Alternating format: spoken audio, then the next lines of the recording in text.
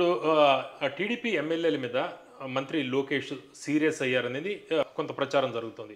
అంటే పార్టీలో మీ పెత్తనం ఏంటి, మీరెందుకు అని కొంతమంది టీడీపీ ఎమ్మెల్యేలు ఆయన మీద అసంతృప్తి వ్యక్తం చేస్తున్నట్టు కొన్ని వార్తలు వస్తున్నాయి. ఎట్లా అంటారు మీరు?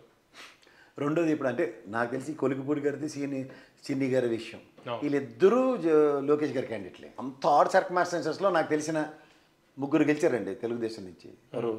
కేశినేని నాని గారు, గల్లా జయదేవ్ గారు, రామ్మోహన్ నాయుడు గారు.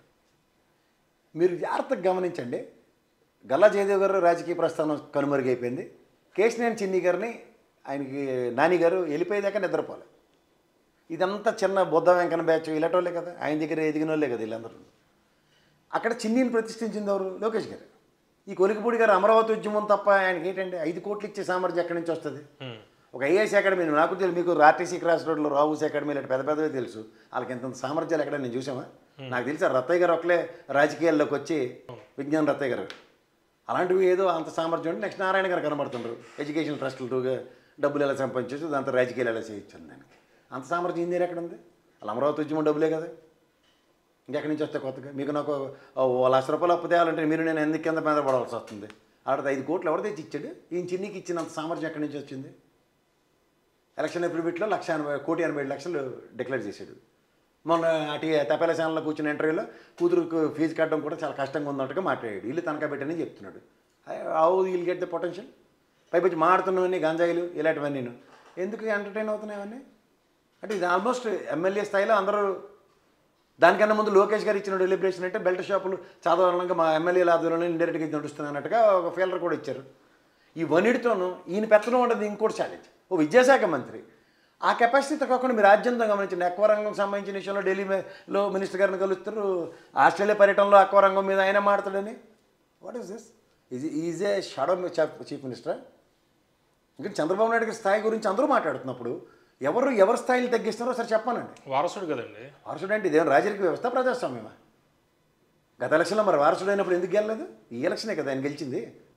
సో ఇది అది సమాధానం అయితే నా దగ్గర లేదండి. ఎందుకంటే పార్టీ పుట్టిన కాడి నుంచి నడుచుకుంటున్న పోలిట్ బ్యూరోలో స్థానం సంపాదించిన దానికి ఏ స్థాయిలో ఎదిగారు ఒక్కొక్కరు అందరూ చూసాము. ఇవాళ పోలిట్ బ్యూరో మెంబర్లు వీళ్ళందరినీ కాంట్రాడిక్ట్ చేస్తూ లోకేష్ గారు పెత్తనమా లేకపోతే రాకేష్ గారు చెప్పిందే వేదమా శాసనం అంటే నాకు తెలిసినంతవరకు ఇది ప్రజాస్వామ్యంలో రాజకీయ వ్యవస్థలు ఎంటర్టైన్ చేయరు. రెండోది స్టాలిన్ గారు ఉన్నప్పుడు కానీ లేకపోతే ఠాకరే గారు ఉన్నంతకాలం వాళ్ళ పిల్లల యొక్క రాజకీయ అరంగేటర్లు మా అయితే మేయర్లకు పరిమితం అయ్యారు తప్ప ఇంత శాసించే స్థాయిలో వాళ్ళెప్పుడు నాకు కనపడలేదు. అంత రాహుల్ గాంధీ గారే సోనియా గాంధీ గారు వెనకతల చట్టబట్టలు వేసుకుని ఎందుకు వచ్చిన బాధ అని కొంగేసుకొని తిరుగుతున్నాడు ఆయన. మీరు గమనించారు అది? సో అంత లేని శాసనం ఈయన ఏమవుతుంది? ఆయన అయితే డైరెక్ట్గా చెప్తున్నాడు కదా, రాహుల్ గాంధీ అంత సీనియర్ మోస్ట్లు నేనేమి చెప్పలేను, వాళ్ళ పందాలు నేను మార్చలేను, I need to live like this అని చెప్పాడు. మరి ఈయన ఎక్కడో అతీతంగా ప్రవర్తన జరుగుతుంటే పైపచ్చి ఇది మీరు ఈ చిన్ని గారిది వీళ్ళది యాక్షన్ తీసుకునే ఛాన్స్ ఉంటుంది.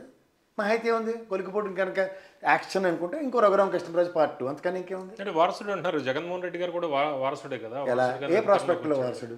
వైఎస్ని చూపించే కదా సార్. రాజశేఖర రెడ్డి గారు కాంగ్రెస్లో ఉండి వారసత్వం అంటే నాకు మరి శశిధర్ రెడ్డి గారు తెలుసు, కోట్ల విజయభాస్కర్ రెడ్డి గారు అబ్బాయి, ఇలాంటి వాళ్ళు రాజకీయ ప్రస్థానాలు ఏమన్నా వెంకటరావు గారు అబ్బాయి కూడా ఉన్నారు. వీళ్ళందరూ ఎక్కడ ఉన్నారు రాజకీయాల్లో? ఆయన అలా కాకుండా ఒక ప్రాంతీయ పార్టీ పెట్టుకొని దాని అధినాయకత్వంతో నాయకత్వం లక్షణాలు ప్రూవ్ చేసుకుని ముఖ్యమంత్రి అయ్యాడు. ఆయన ఏ విధంగా వారసత్వ రాజకీయాలు అంటాం? His father might be a chief minister, his mother might be a Congress stall personality, but he has not adapted the Congress కదా. అట్లీస్ట్ మీరు రాజశేఖర గారి మరణానంతరం ఉదాహరణకి జగన్మోహన్ రెడ్డి గారిని ముఖ్యమంత్రి చేస్తే హైపోథెటికల్గా మాట్లాడవచ్చు ఎస్ వారసత్వ రాజకీయాలని. ఈయనది ఎలా చెల్లుబాటు అవుతుంది? అది ఇట్స్ అ ప్రూవెన్ ట్రాక్. అసలు చంద్రబాబు నాయుడు గారికే తెలుగుదేశం మీద కాపీ రైట్స్ పేటెంట్ రైట్స్ 100% రావడానికి రామారావు గారి దగ్గర తీసుకుంటాను కానీ దిక్కుదేమని లేదు. అది నందమూరి తెలుగుదేశమా లేకపోతే నారావారి తెలుగుదేశం అన్నదే కాంట్రడిక్షన్ నడుస్తుంది మార్కెట్లో. దీంట్లో అయిపోతే మళ్ళీ వారసత్వం అంటే నారాయణ జస్టిఫై చేయడానికి మరి నందమూరి వాళ్ళందరూ నిద్రపోతుంటారా?